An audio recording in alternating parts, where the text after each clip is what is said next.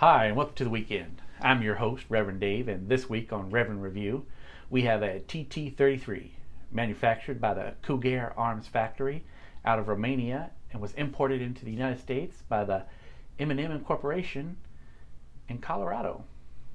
This firearm is categorized as a semi-automatic pistol and shoots a 7.62 by 25. This particular example before you was manufactured in the year 1953. Now let's take a look at this some more. This pistol has cool factor written all over it. Look at it, look at it, look at it. So the thing about these imported pistols, so on this firearm, the import mark right there, I hope you can see it. But I like that it's very kind of hidden. Some of the other imports that I've seen just put it right across the slide right here, big and ugly. But not this company. They tuck it away nice and good right there. So, man, where do I even start with this firearm? This firearm, I am just excited about it. And there you go. There's the 7.62 by 25. You see it's a neck down firearm, or neck down round there, kind of like the 357 SIG. They say this can penetrate soft body armor or whatever, I don't know, but it's a hot little round for a hot pistol. So these grips that you see here, they didn't come original with the firearm, not at all. These grips, there's a guy called, his name is Dennis Marshall. These are Dennis Marshall grips out of out of Hungary in Europe. And you can Google it and find his site. He does, as you can see, just excellent, excellent craftsmanship. And he does grips for all kind of pistols. But he specializes in grips for TT-33s. And that's what this is, and that's what I wanted to have. Somewhat similar to the original grips, kind of slim.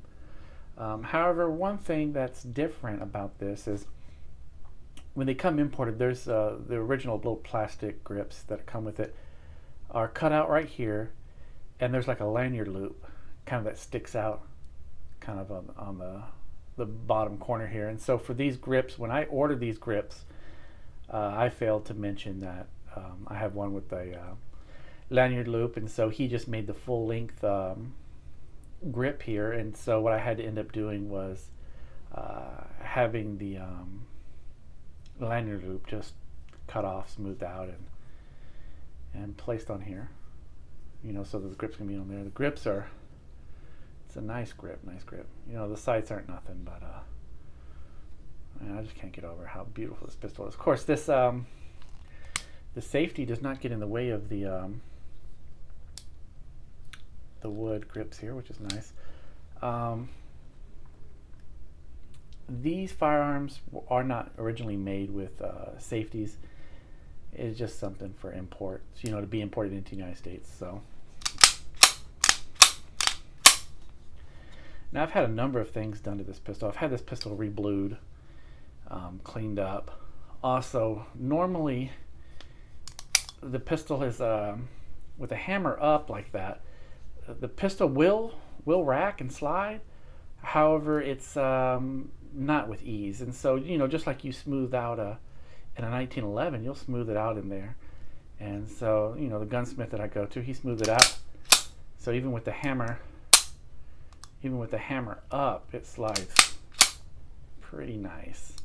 And of course, in single action, this is a single action only firearm, so there's no double action. It does have a half cock, which will act as a safety. But look at that. And this firearm, it shoots really well. Of course, none of the parts on this firearm are matching.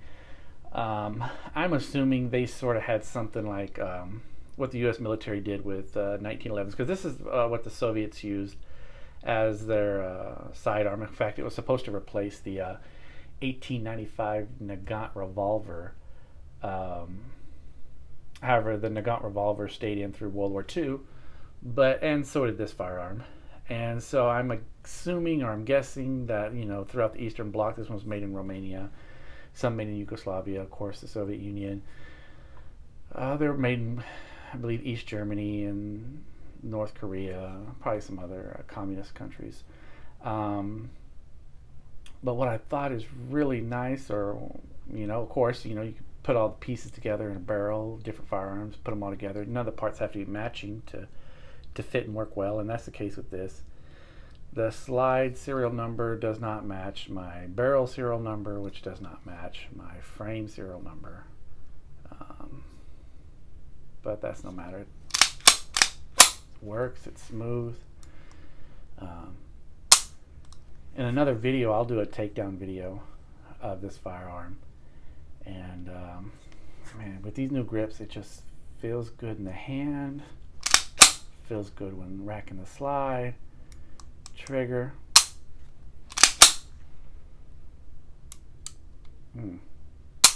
Just works. That's the way I like my firearms working. So again, and these firearms, they're cheap. I think I got this one for $199 or less. They don't cost a lot. I probably spent more money having it blued, buying the grips, having a little bit of minor work done on it. Probably came out more than what the pistol itself is worth. But it's just, when you have a nice, I didn't want to make it a safe queen, but I still wanted it nice. I still wanted something I could shoot, something that feels good in the hand. And that's what this pistol, I cannot say enough about it. If you get a chance, go get you one. They're coming in the United States on a regular basis from the regular folks. Classic Firearms, AIM Surplus. I think also Midway USA, Atlantic Firearms. Who knows? Maybe your local gun store. You get a chance, you pick you up one. You will not be disappointed. And it's a piece of history. 1953. This one probably served in the Soviet bloc somewhere. It was made in Romania, so some Romanian soldier somewhere had it. Later I'll do a takedown video. I'll take it all apart. It takes apart like a 1911, very similar to that.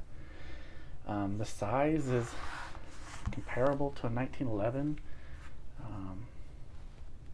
Of course, 1911 is a little beefier.